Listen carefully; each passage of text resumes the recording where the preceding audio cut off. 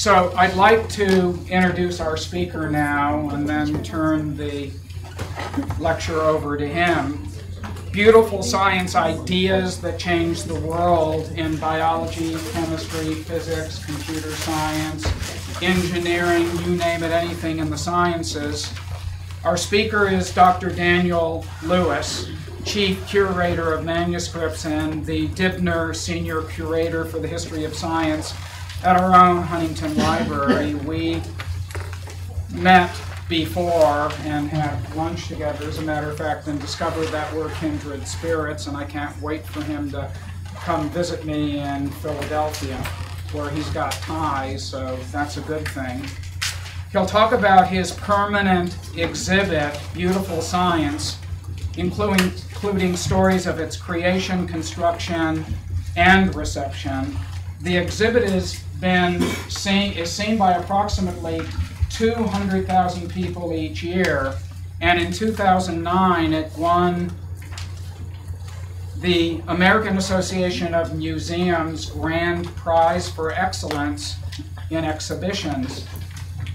Dr. Lewis earned his MA and PhD at UC Riverside and did his postdoctoral fellowships at Oxford University, the Smithsonian Institution Archives, and the Kenneth E. and Dorothy V. Hill Fellow at the Huntington Library.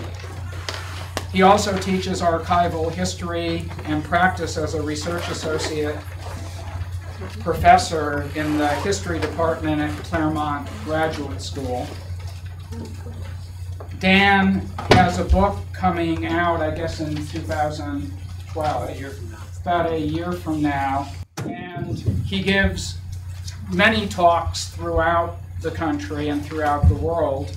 He's also published many articles and poems, and has appeared on NPR, National Public Radio, PBS, CNBC, and KCET. So we've got a very distinguished speaker. So, ladies and gentlemen, Dr. Dan Lewis.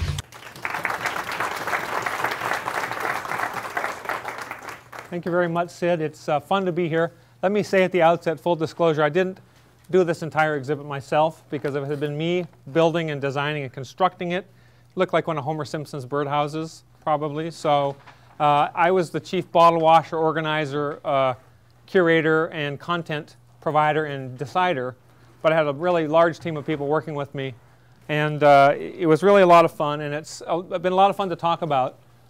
And when you do an exhibit in a big public space, like the gallery that this is in dedicated fashion, you have to pick things that your institution actually has. So there's certain topics that weren't on the table for content, but I picked 4 areas that people recognized and understood in their own ways. So astronomy, medicine, natural history, and then light and optics. And I'll explain more about those particular categories and why I chose them, but as a generalization, they're all things that we've got a lot of stuff in.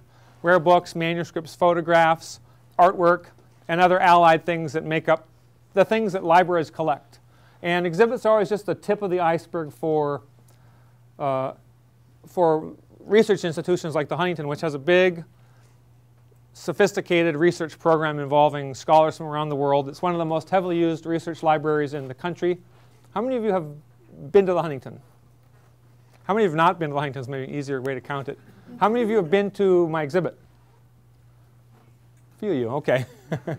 Good, that's useful for me to know, so I can sort of know what to sketch out and what not to sketch out when it comes to content here. So you mentioned science to one group of people, and one eye rolls back in their head, and then you mention history, and the other eye rolls back in their head, and they collapse in a heap on the ground. You haven't done anything really useful in terms of something didactic. So I spent a lot of time thinking about this idea of beauty in science and what it meant and what people might take away from that. And so, because some of the works in the exhibit are really visually stunning, as you'll see, but others boring to look at. So Charles Darwin's On the Origin of Species, which was published in 1859, 502 pages long. It's got exactly 1 illustration, and it's a big old fold-out chart. So not really sexy. But arguably the most important book in science along with Copernicus's book on the revolution of heavenly bodies in the 16th century. And so it has its own beauty, right? And so I wanted to talk about differences in scale and beautiful ideas. And in fact, beautiful science, ideas that change the world, essentially, is the subtitle. And so there are notions that change our understanding of the universe, the way we've interacted with the world, the way we've thought about it, and the way we've thought about each other as well. So it's been a very useful, stretchy topic I've been able to pull in different directions and still be really specific. And I urge you, as museum and exhibit visitors, if you go to the Getty, if you go to a local history museum, I urge you to sort of put a critical eye to work and looking at exhibits and see if people are actually staying on topic. See if they have a topic, and see if they wandered down a meandering course, or if they wander wildly and swing erratically around. It takes a lot of discipline to stay on topic, because there's a lot of things to say and you have to stay on task. And so this idea of beauty has been the occupying force. About half the exhibit comes out of the collection that came to the Huntington in 2006, the Burndy Library. Burndy is what's called the portmanteau. It's a made-up word. Dibner was the guy's name that collected these books. He was an electrical engineer, very successful, started his own company, made a lot of money, and started collecting books in the history of science. When he was walking the halls of his company, people would say, hey, there's Dibner. And so he took that and tweaked the spelling and turned it into B-U-R-N-D-Y, which was the name of the library that came to the Huntington in 2006. And this is Dibner, who passed away in 1988, and Fran and David Dibner, his son and daughter-in-law, respectively. And David very tragically died in the middle of our negotiations with the family, which went on for a couple of years. They put out a call for other institutions to take their fabulous library, and I think there were 16 finalists, and including one that made the mistake of telling a reporter that they actually were going to get the collection, and that removed them quickly from contention. And we ended up the successful candidate. So it came to the Huntington along with $11.6 million to endow some positions and give us acquisitions monies and to partially fund the exhibit. This is the entrance to the exhibit, and it's about 2,500 square feet of space. You should, some of you already have tickets, and I urge you to come and see the exhibit in person, because one of my spiels is that there's no substitute for the original. Okay, you can spend a lot of time looking on the internet at images or high-resolution digital images, but until you see something in person, there's no substitute for that. There's no substitute for seeing a book right in front of you that Isaac Newton owned and wrote in, as is the case in one of the cases in the exhibit. So there's an immediacy to seeing something in person that you'd never get if you showed up. If you look at it, online exhibits have a great place in culture and society, but really what is most significant and often life-changing is to see something in person. So I urge you to go see it in person. This is the first section when you first walk in, the astronomy section. And these cases sort of take this, they're supposed to reference the curvature of the night sky. They were originally shaped like spiral galaxies, and they were actually in danger of spearing people because of the sharp ends of the galaxies, so I had to change that. I have a few photos of some of the mock-ups we did in the course of putting this together. This is me. I'm so relieved that nothing's gone off the rails. This is the opening day, I think. In the main galleries, you come in through the entrance there. But you get a sense for the ceiling there with these cove ceilings where I was able to put, they look like they're lit, but they're actually French and English constellations that are the zodiacal, the 12 constellations of the zodiac up in the sky. Now here's one of them up close. They're really lovely and prove to be a useful visual choice for the top of the room. Lots of artwork. I was able to rely on really modern exhibit techniques where you could take an image out of a book and then turn it into a wall vinyl. They actually apply it to the wall with adhesive and peel away the parts in non-consecutive parts, so you can get a lot of detail up on the wall easily with these big wall vinyls. I have lots of stories about things in the exhibit. You can see this is sort of a work in progress because there's been an enormous amount of wear and tear in this exhibit over time. People have scraped things away. People have done a lot of things. They've snapped off the label for this telescope 3 or 4 times. So I've had to harden. I'll talk a little bit about that. I had to sort of harden the exhibit to keep people from either intentionally or accidentally breaking things or wearing things off. And it's normal to have wear and tear, but exhibits always need a sort of built-in component, a budget to continue to fund maintenance over time as you go along. So this telescope is a replica, an exact replica of one of Galileo's very first telescopes, because it's custom made for me. And you can't, let's see if I can see it in the next image. You can't. Let me go ahead. You can't. Okay. It's looking down. You can kind of see it here. Oh man, you can't see it, but up here is a moon. There's a little globe.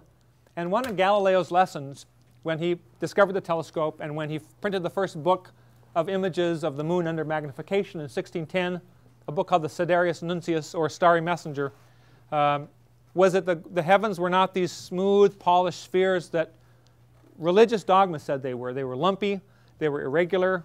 The argument being, why would God make an orb in heaven if it wasn't perfectly round and perfectly smooth? And so looking through the telescope, Galileo could see the lumps and the bumps, which are very hard to see with the naked eye, even under the really great seeing conditions back in the 17th century and the late 16th century. So I couldn't find a lumpy relief globe off the shelf to save my life. So I finally had a London globe maker make me one, and he took a Dremel tool and he put all the craters in the right spots.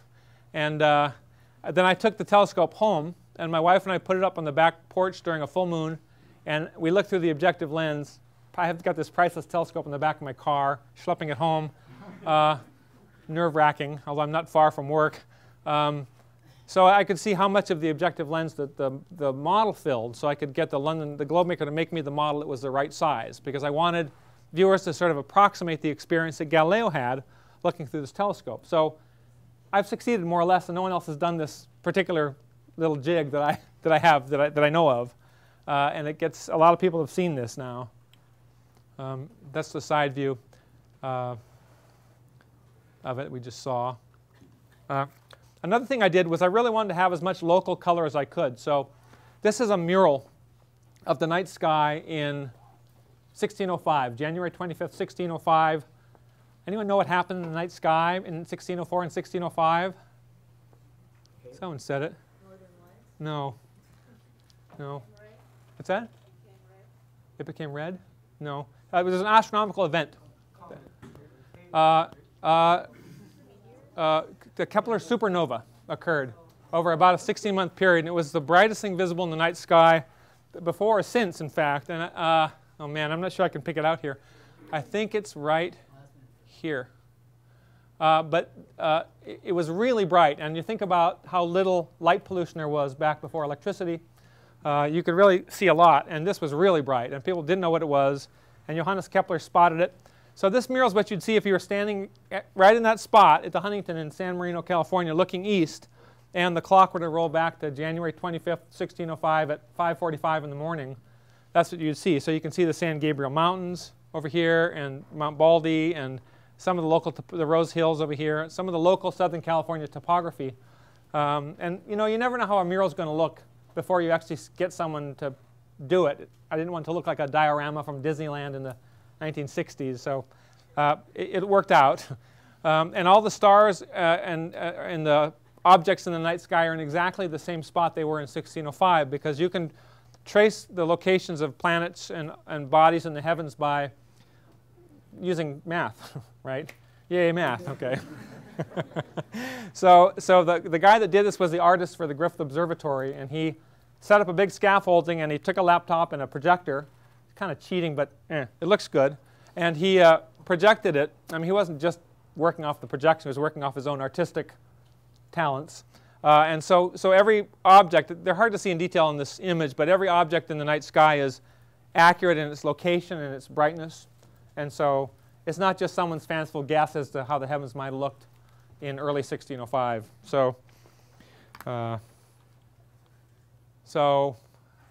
This is the title page from a book that's been called the most beautiful scientific book ever published by a guy named Petrus Oppianus, called the Astronomicum Caesarium. Peter Oppianus is a Latinized version of his name, published in 1540.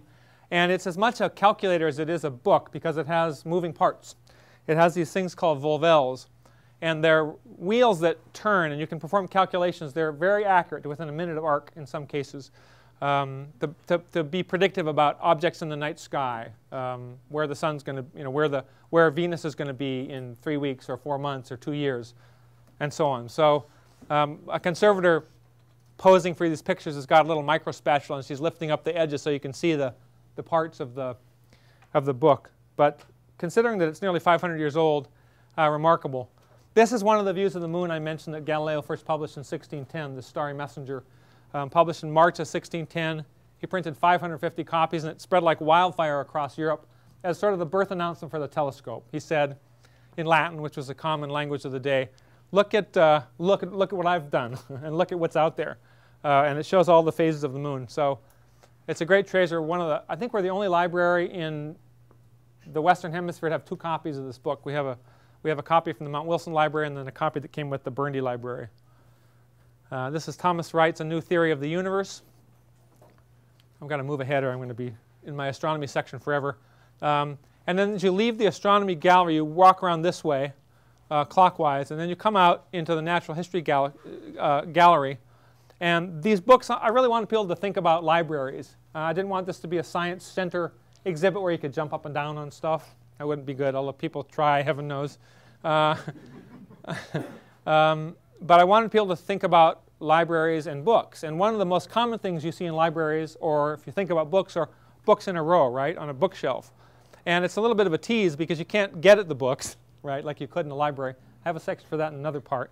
But these are all the same book. These are all different editions and translations of Charles Darwin's On the Origin of Species. A big idea that it shows the power of a big idea or a beautiful idea across time and space in a way that has a really profound impact on society because it's a really large, deeply saturating kind of body of information and an idea, a series of ideas. And so this wall here is my history of evolution wall. It starts just out of the frame here because we're starting with Aristotle, who really is the first recorded thinking about evolutionary or proto-evolutionary topics. Goes along right up to Watson and Crick in the structure of DNA in the early 1950s. As Mark Twain said famously, I would have written less, but I didn't have enough time. It really takes time to boil something down and to say it accurately in science and to say it reasonably eloquently and to say it briefly is sort of the triple crown of science writing for the public. And that's hard to do because you can write at great length much more easily than you can condense things down. So it took me a couple years to get this little spiel down to be accurate and to refer to the books right below each of the sections here. Aristotle, Lamarck, Cuvier, Darwin, Alfred Russel Wallace, Mendel, and then Watson and Crick. So very complicated story I've kind of shoehorned into a small section. This is right across the wall in the natural history galaxy, and it's the observation section, as we've come to call it. And these are all reproductions on the walls and originals in the cases here. This is the very first image of a pineapple ever done. It was done by a Spanish explorer in the so-called New World. And it's in a Huntington manuscript. Everything in here is out of our printed manuscript sources. And it's really gorgeous in person. It's worth seeing in person. I've got a replica of a very early 17th century microscope. Robert Hooke's Micrographia here. Giant images of insects reproduced large. There's a very famous one of a flea that he did that is open on this page. And our bookstore, wasting no marketing opportunity, promptly produced a giant tote bag with the flea on it, and it says flea bag on the bag. So some things are more tasteful than others, but that's been a popular item. This is one of the title pages of an early printed book from the late 15th century. Books printed before 1501, between Gutenberg around 1450 and 1501, are called incunabula, or incunables, as the bastardized Latin word goes. And it means from the cradle in Latin, and from the cradle of printing is what it means. And if you look at this early printing, it looks for all the world like something that's been handwritten, right? And before Gutenberg came along, people had to rely on handwriting to pass information around to a larger crowd. And it was somewhat like that whisper circle game you play around a campfire. Have any of you ever done that? So, you know, it's often unrecognizable by the time it gets back. And if it's not unrecognizable, there's certainly lots of room for error. And printing, not entirely, but essentially eliminated errors, and you could reliably mass produce information to a wide audience. It could be talked about, it could be argued about, and you'd have the exact same text. It would look the same, it would read the same, it would be in the same binding often, although not always. So it lets you circulate information widely. But people were scared of the printing press in the same way that people were scared of computers when technology changed in the 1980s and the personal computer started becoming popular. So this looks a lot like handwriting. It's not. It's printed with the exception of the color parts, because there was no reliable color printing in the late 15th century. So this color is all hand applied. And they remain sort of works of art because even though they were printed, they had to be, didn't have to be, they often were hand colored. And here's this really dull looking book by Darwin. One of the exercises, I teach at USC in the history department and the biology department, and one of my exercises for them was to take a Darwin phrase and speak it around the room as the circle game thing. And it was, I had 150 students. So I had each of 50, broke them into 3 groups of 50 and had them talk around the room, and they were all unrecognizable by the end. But Darwin did the same thing by producing 1,250 copies of this book, a lot of copies, in November of 1859. And it's been misconstrued and misunderstood a lot. So people see this notion, preservation of favored races in the struggle for life. In the 21st century, it sounds like it's a racist idea that there are humans. He had nothing to do with humans. The book, it doesn't mention humans at all. What he meant by favored races were species, essentially, not races in the way we understand races to be humans, different categories of humans. So it's a fascinating book, and you can get several new annotated versions of the first edition, which was very different than, say, the 6th edition, because Darwin wrote frantically, and he had enough money to go in and make changes at the last minute with his publisher. And so the 6 editions published in his lifetime are all quite different from each other. And he has to backtrack and hedge and correct. And so there's a whole industry given over to examining the different editions of this particular book. But not very attractive looking, is it?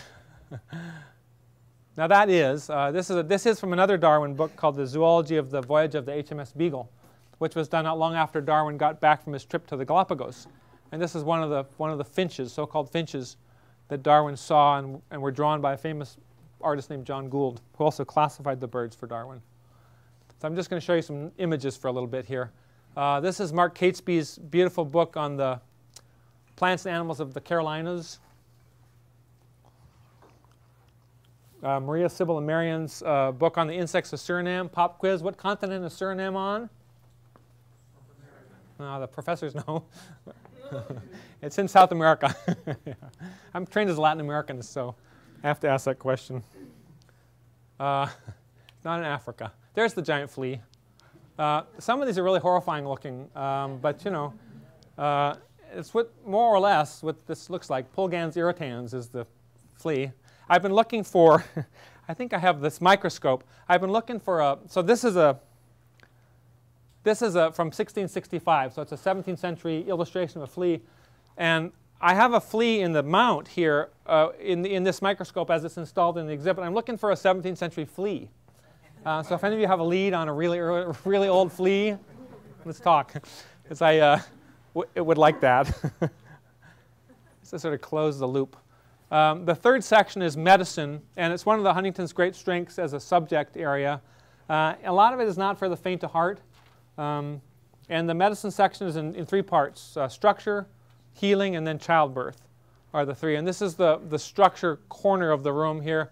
I like the cartoonishly large, so I have really big images, including this image with, it's often called the flayed angel. This is her back, and her spine and her ribs, or the muscles in her back here. And she's been cut down the middle, and the skin and the musculature have been sort of flayed open. So very famous image out of the book itself is right there.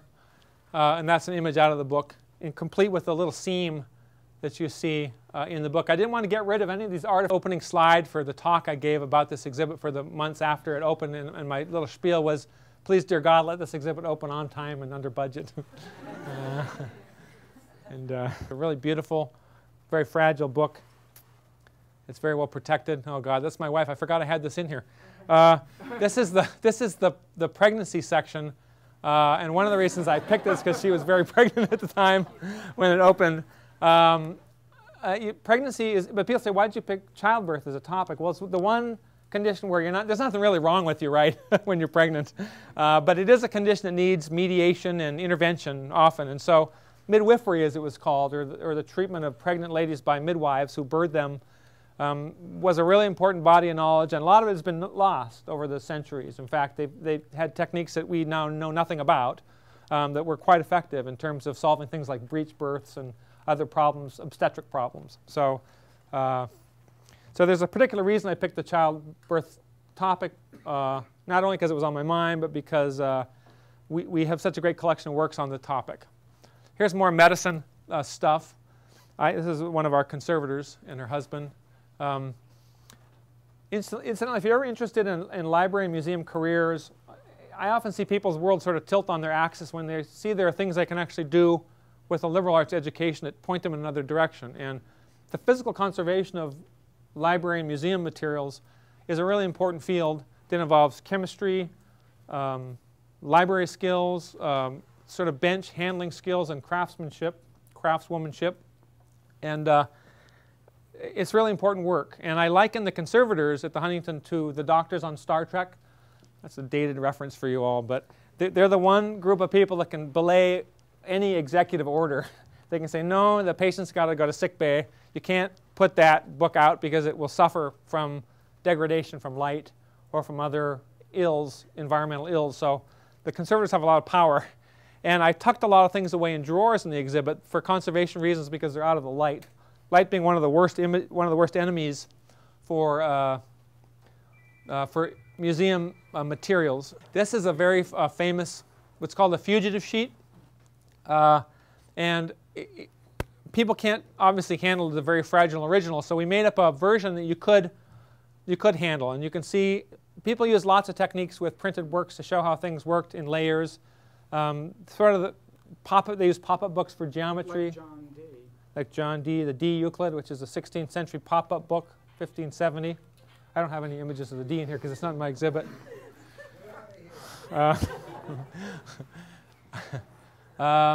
So I made a reproduction that people could look through and see how the work was both put together and what they tried to show in the course of making these illustrative books. And there's lots of examples of them. This is one of my communications people staging this photograph for me. It really was a team effort. I had probably 35 people working on this exhibit in the about 2 years it took to produce it and put it up. This is, again, a sort of an interactive once over lightly. They're things you can sniff. They're in the section of herbals, in the herbal section. They're all herbs that were used for therapeutic reasons and medical reasons and had various positive effects on the body. And they're all related to a work by Nicholas Culpeper that's in the exhibit, a physician and herbalist.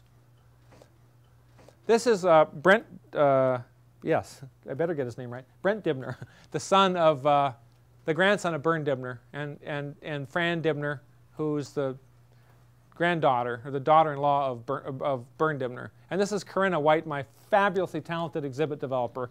She did a lot of the design groundwork for the exhibit. I use an outside designer up in Berkeley called Gordon Chun Design, who are also fabulous. I'm trying to write a catalog for the exhibit that's a superset of the content right now, and I'm using the same design firm, but Corinna's got great design skills. And for those of you that have been to the library's main exhibit hall, where we have the Gutenberg Bible, the Ellesmere Chaucer, and all of our other great treasures, we're going to, this is not the right word, but I'll use it to make my point. We're going to gut the exhibit, and we're going to start from scratch and completely redo the main hall, as it's called.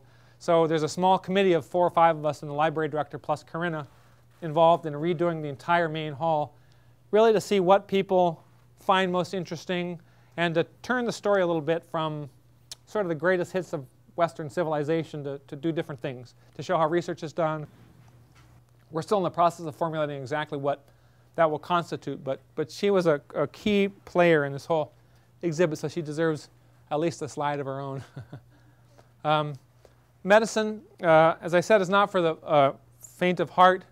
This is a trope that's been around for a long time. This is called Wound Man, and Wound Man's not having a very good day. today.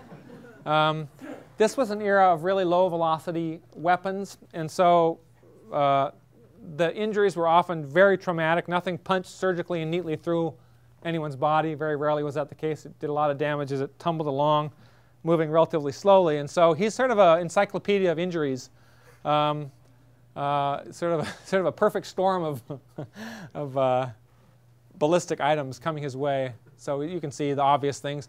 This is supposed to be, I guess, flesh. The way this looks is limited by the technology. This is a wood block engraving, which had less sort of finesse with the line than you'd get out of a steel engraving or a copper plate engraving or more modern reproduction, more modern illustrative techniques. But they really dramatized and glorified injured or dead people in earlier centuries. So they're often shown holding their skin.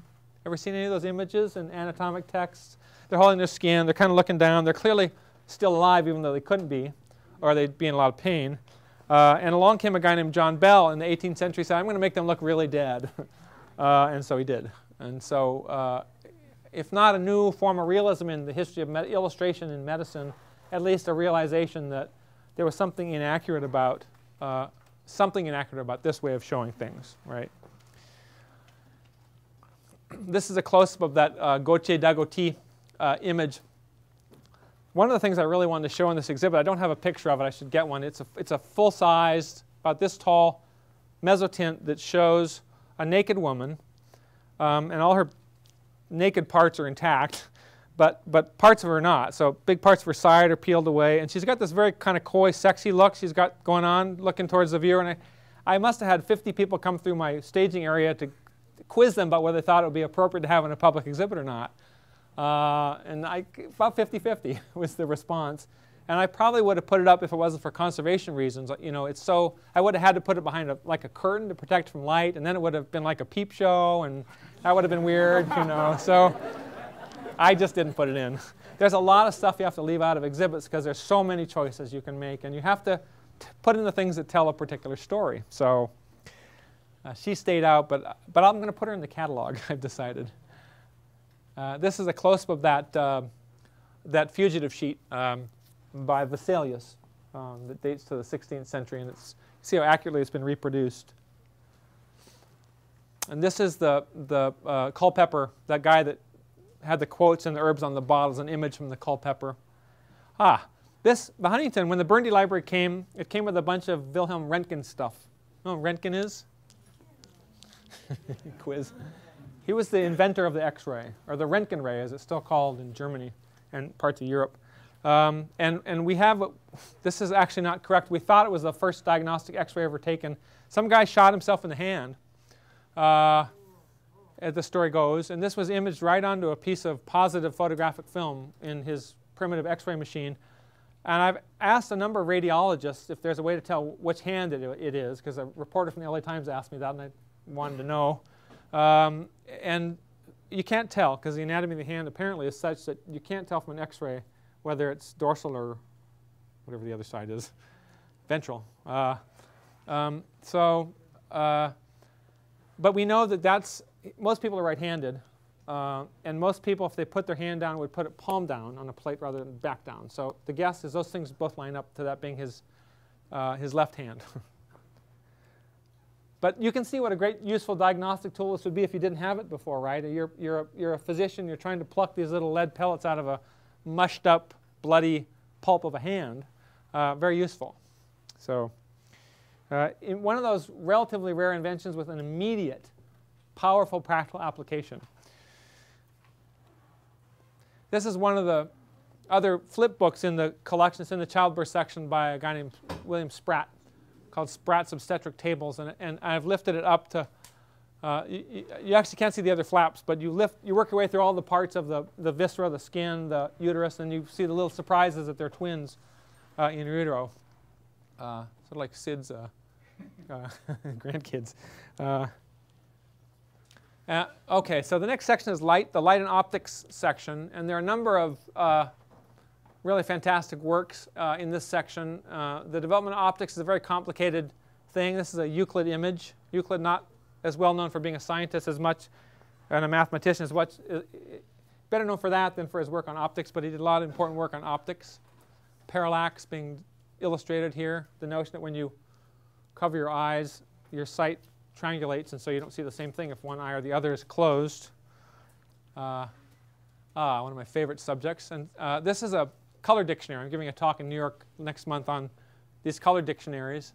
And they were ways for naturalists and others to have standardized language about color. So if you were a naturalist and you were in Belgium and you were writing to someone in, say, Kansas, and you had a flower, a bird, or a shell, and you wanted to talk about what it was to compare it to something they had, rather than saying, that's like a really, really light blue, that doesn't get you very much precision of description. So these are by a guy named Robert Ridgway, who came up with these color swatches, 1,115 of them. I just finished a book about Ridgway called The Feathery Tribe, Robert Ridgway and the Modern Study of Birds, Yale, 2012. Should be out in about a year. And I've got a whole chapter on these color dictionaries. And they're fascinating because there's all sorts of strange things behind the images. There are the strange names that are obscure references to people and homages. And it's a long and complicated story, but suffice it to say that they're cool. This is one of his early books of hand-colored charts about how colors combine. And this is the light and optics room itself. And one of the things we did was we lit the labels for the walls in light. So we have projectors that shine down, and so optics, light, color, and electricity are the four sections in the light and optics room. And they're lit on the wall. This light sculpture is just a pure bit of whimsy up on the ceiling. I probably had 500 requests for people to have a dining room table version of it, size one that you could have. And it's really quite striking. It's just fiber optic strands that come down from a light source and are pretty. And they give enough light you can have a nice dinner party underneath a big one of these. And this is a Newton prism experiment where you shine light through a prism, and then the little twist I put was you pull, it splits the light into its constituent parts, and then you pull a lever and it recombines them back into white light. But the guy that designed this for me was the guy that designed all the optics for the Mars rover. So overkill. But I wanted to get someone to sort of knock it out of the park conceptually and do it right. And this guy was right out of Central Casting. I won't say more than that. He was really great. He was very gracious. He didn't ask for any money. I didn't offer him any. And I think I sent him $1,000, which he didn't expect at the end, because I was really grateful for his expertise, because he told me what kind of glass to get, kind of special glass prisms to source for these, and so on. So these are Dibner family members during the exhibit opening. The light bulbs. There's a light bulb collection that really is an homage to Bern Dibner as much as anything else. He collected these.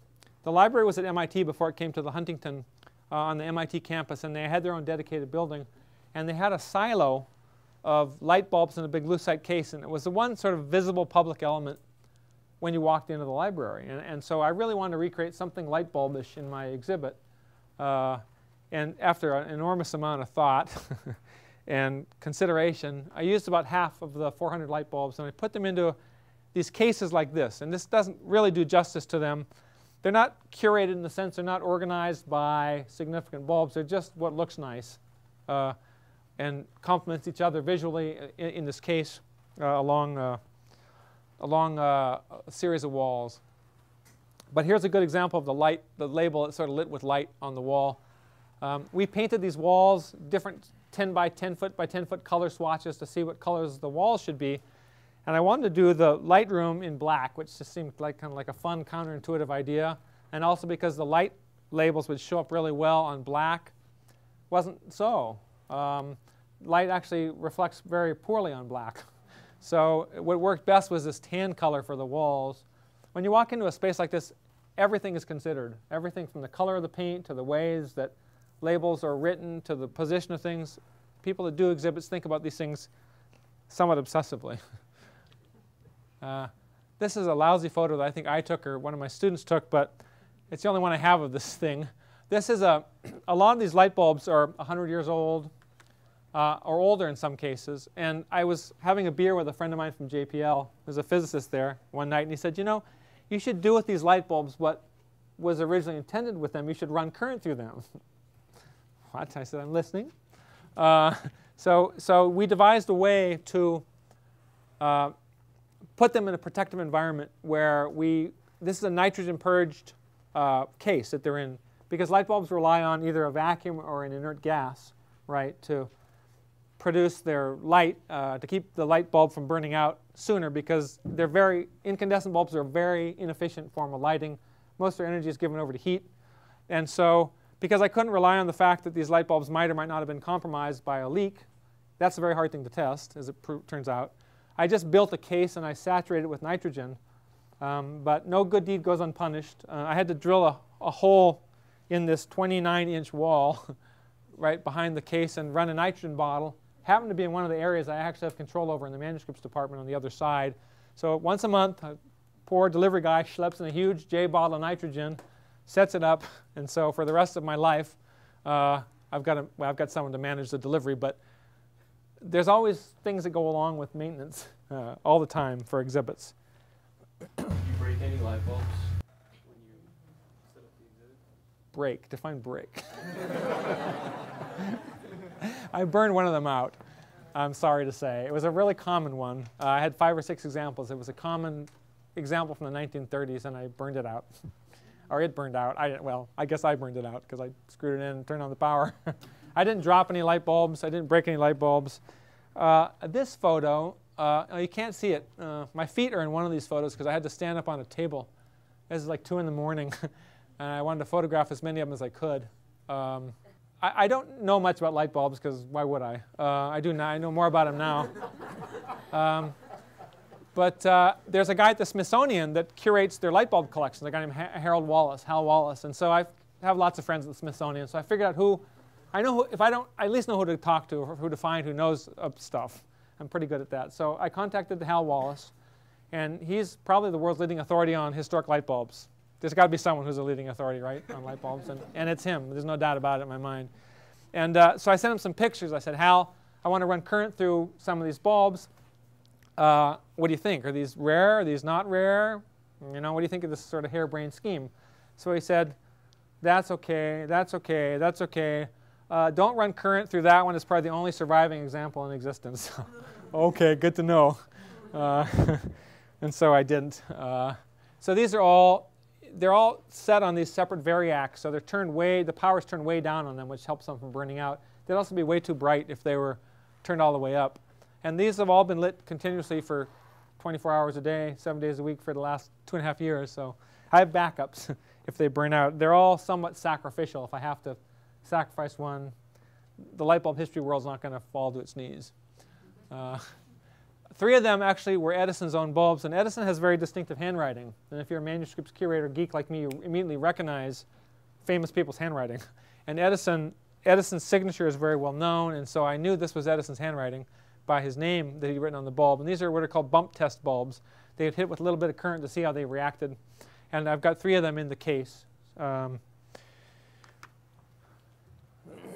This is me next to Sir Guernsey Galsworthy and his pathetic little Leyden jar and my modern light bulb. The Leyden jar was an old-fashioned way of storing electricity.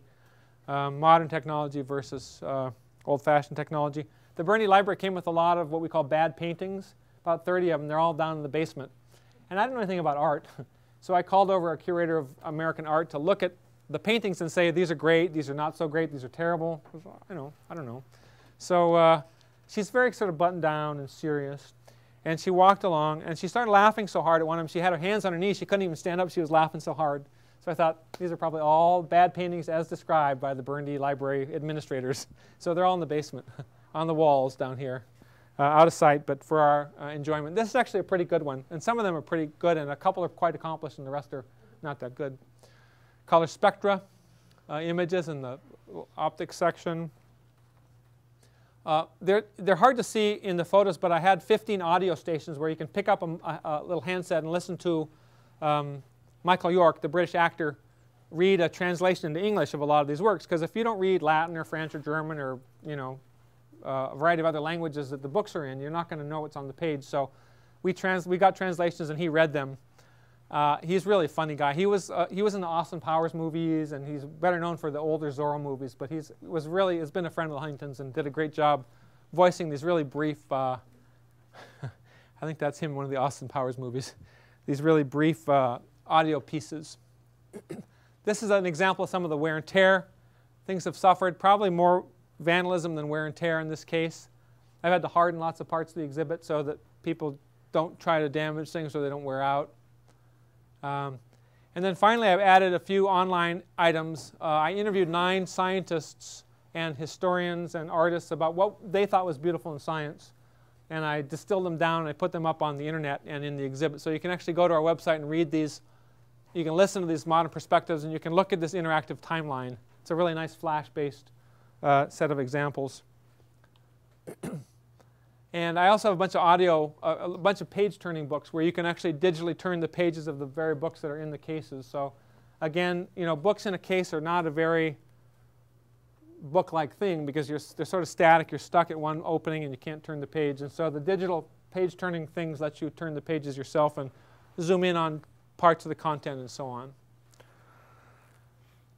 I designed these vitrines as the glass enclosures, or the plexiglass enclosures are called, so people could get really close to the stuff. I wanted them to have an intimate experience with the books. You go into our main hall, for instance, and there are these really large monolithic cases, and you're quite a ways from the objects. And I wanted people to get, I mean, you could sweat on them if there was no vitrine there. I actually toyed with the idea of having no vitrine, so there was nothing between the viewer and the book, and you'd get like a mild electrical shock if you got too close, but I got talked out of that. These are very innovative fiber optic illuminators inside the cases. So they're heatless, UV-free illuminators, and they're great because if you lean over a case in an exhibit, you often block the downlighting, which is already low. For conservation reasons, they're set at about 5-foot candles, so it's dim. And this helps have in-case lighting that's independent from the lighting up above in the gallery. It's a great innovation of my lighting guy. And then the last thing I want to say is a couple things I might add to the exhibit over time. Isaac Newton's own personal library, or a number of books from his library came along with this collection. It's one of the 4 or 5 great Newton collections in the world. And one of them is a catalog of chemical books. And one of his techniques was to dog-ear the page. If he wanted to point to a particular thing on a page, he'd turn the page up. And so he's clearly referring to this thing called The History of Jewels, which was published in 1671. But for these books, we have to put a note when they go out to our reading room that says, do not touch these dog-eared pages in a misguided attempt to correct them, because Newton did these, and so we can learn some things from that. So they all have a little label on the front that says that for all the books in his library. But I want to put some of these in to continue to show how people used books as artifacts and objects of research and affection, and how they argued with them and disagreed with them and so on. And that's the end of my spiel. Thank you. We have about 10 minutes. Thank you. Yeah.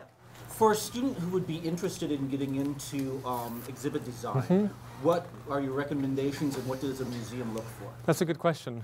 Well organized. There are a bunch of museum studies programs. They're graduate programs. They're probably your best sort of formal route into learning how to work with museums and do exhibits. Claremont Graduate School has a institute through the Getty that's based in Claremont that is really great. But it usually requires some sort of graduate training. It's hard to just show up as a volunteer to do exhibits, although you can be what's called a docent in an exhibit and give tours. And if you become a really experienced docent, you often have a way into actually working with content in exhibits. So, but usually formal training through one of the museum studies programs is probably your most successful, your most likely route to success in working with jobs that a lot of people would like. Any other questions?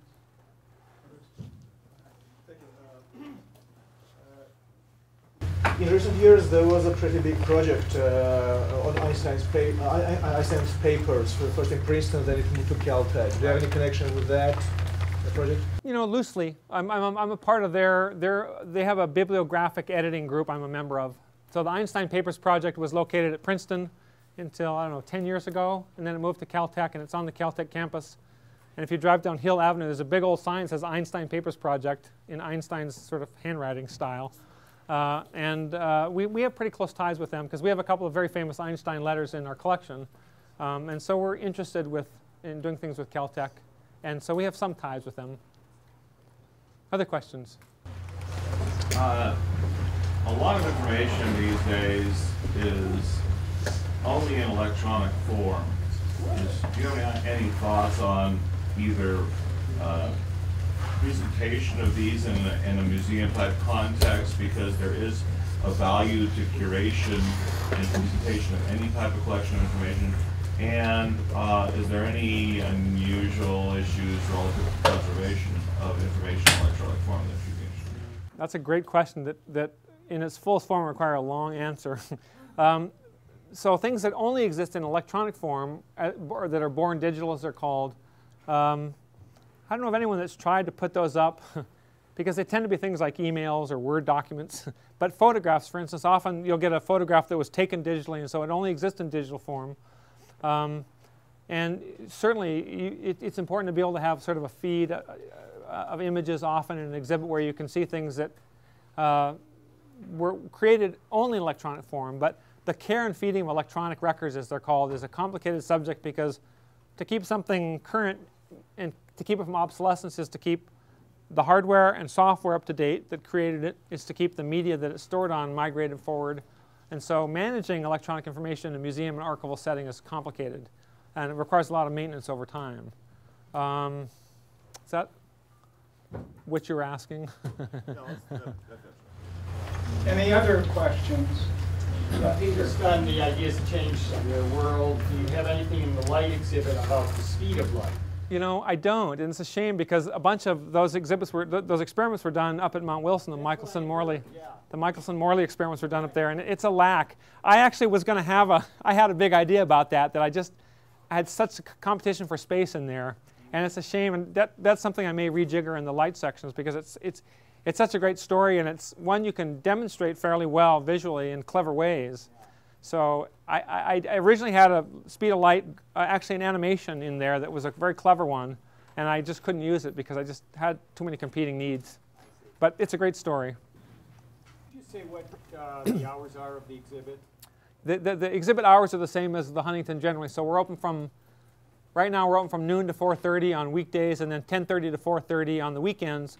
Once, I always get Labor Day, Memorial Day. After June, after June 1st, it's 10:30 to 4:30 every day. So most of the day, we're closed in the morning just because there's often an enormous amount of maintenance we have to do to the 207 acres that make up the property. But the galleries are all open the same hours that the grounds proper are open. Any other questions? You had a question? You know how science had this, like, I don't know, very fancy way to talk and all these words? But Yeah. in just simple words, why do you consider that science is beautiful? That's a great question. If I had to sort of encapsulate it, why is science beautiful? Not all science is beautiful, first of all. But the science that is beautiful because it takes an idea and it twists it in a way that no one's thought of before, or that no one's really conceived in either a similar way or in a radically different way. So it's a reshaping of a perception of the world, a new understanding, and then a shaping of that perception. It's one thing to discover something. It's another thing to translate that into language that other scientists and a popular audience can understand. So it's a twist of perceptions. Also called paradigm shifts. Also, Thomas Kuhn and his big ideas. Thomas Kuhn's papers are at the Huntington, big chunk of them. Other questions? Any other questions? Well, let's thank Dr. Lewis. Thank you.